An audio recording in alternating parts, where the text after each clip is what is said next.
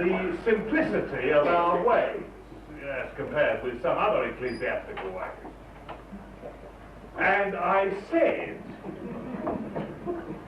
that when we hold our services, we have no liturgy, no set order of service, no elaborate choir or anthem, and when we preach, we wear no clothes.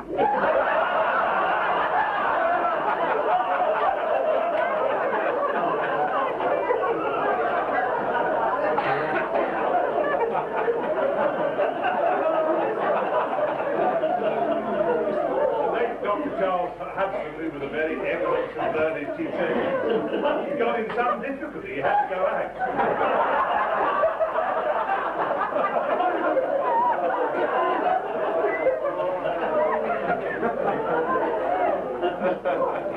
One other matter too, I better tell you about.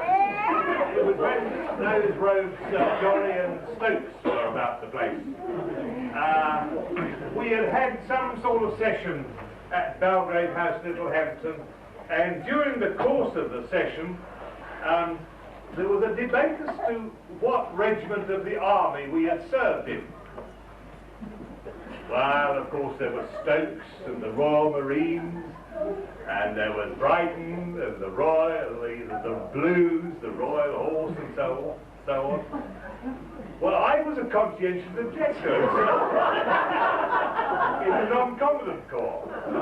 So, in a sudden flash of inspiration that comes to one from time to time, I said I was in the Nigerian Camel Corps.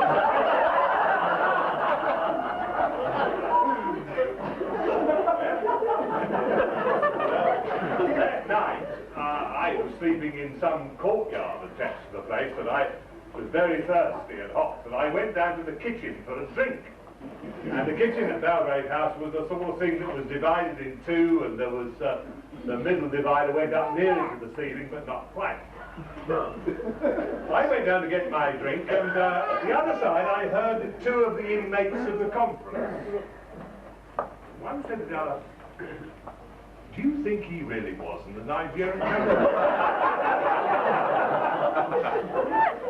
So the other bloke said, "Oh, yes. Well, there was a Nigerian camel.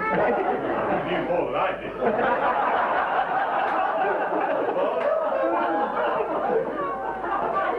So the other fellow said, "What, do you doubt him then?" So he said, "Well, I don't know." He said, "I think he was trying to teach us a deep spirituality."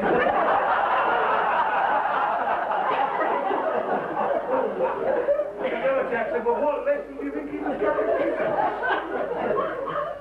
So he said, "Well, you know a camel goes through the desert. He's got a hump and he takes in water. He was trying to teach us that we have to take in the scriptures, store our minds in it, and go through life's pilgrim journey." At which stage I got my dressing gown together.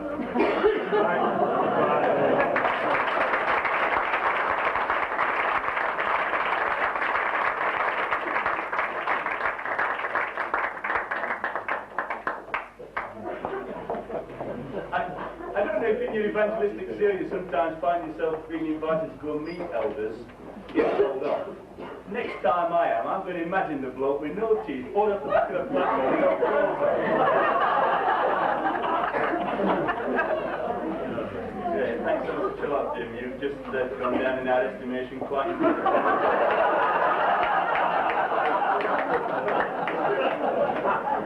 awe of you. Well, we've got one or two culture horses amongst us, and one of our evangelists can read, and Ray does well. Where's Ray? Oh, he's there, yes, right. In my opinion, one of the best pieces of English literature was published at the turn of the century by one Jerome K. Jerome. So imagine me, if you will, in striped blazer, dinky bow, and boater, straw boater. I'll read a little bit from 3 Men in a Boat. It concerns Uncle Podger's picture hanging. You never saw such a commotion in all your life as when my Uncle Podger undertook to do a job. A picture would have come from the frame makers and be standing in the dining room waiting to be put up. And Aunt Podger would ask what was to be done with it, and Uncle Podger would say, "Oh, you leave that to me. Don't you, any of you, worry yourselves about that. I'll do all that." And then he would take off his coat and begin. He would send the girl out for 6 pence a nails, and then one of the boys after to tell her what size to get. And from that, he would gradually work down and start the whole house. "Now you go and get me my hammer, Will," he would shout.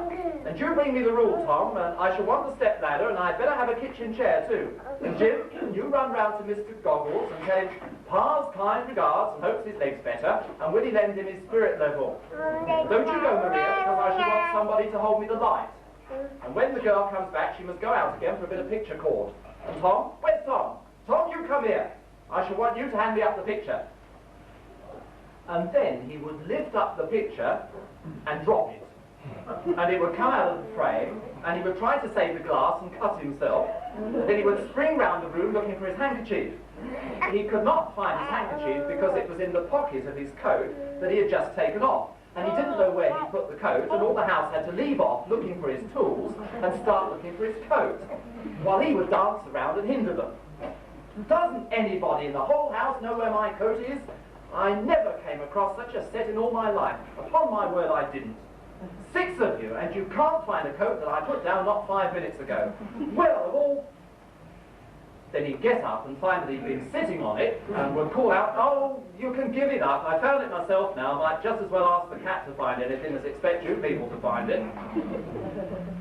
And when half an hour had been spent in tying up his finger, and the new glass had been bought, and the tools, and the ladder, and the chair, and the candle had been brought, he would have another go. The whole family, including the girl and the charwoman, standing round in a semicircle, ready to help.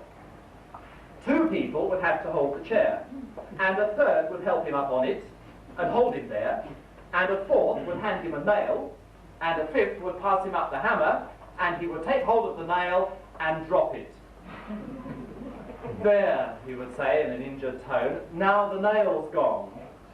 And we would all have to go down on our knees and grovel for it, while he would stand on the chair and grunt and want to know if he was to be kept there all the evening. The nail would be found at last, and by that time he would have lost the hammer. "Where's the hammer? What did I do with the hammer? Great heavens! 7 of you gaping round there, and you don't know what I did with the hammer!" We would find the hammer for him, and then he would have lost sight of the mark he had made on the wall, where the nail was to go in. And each of us would have to get up on the chair beside him and see if we could find it.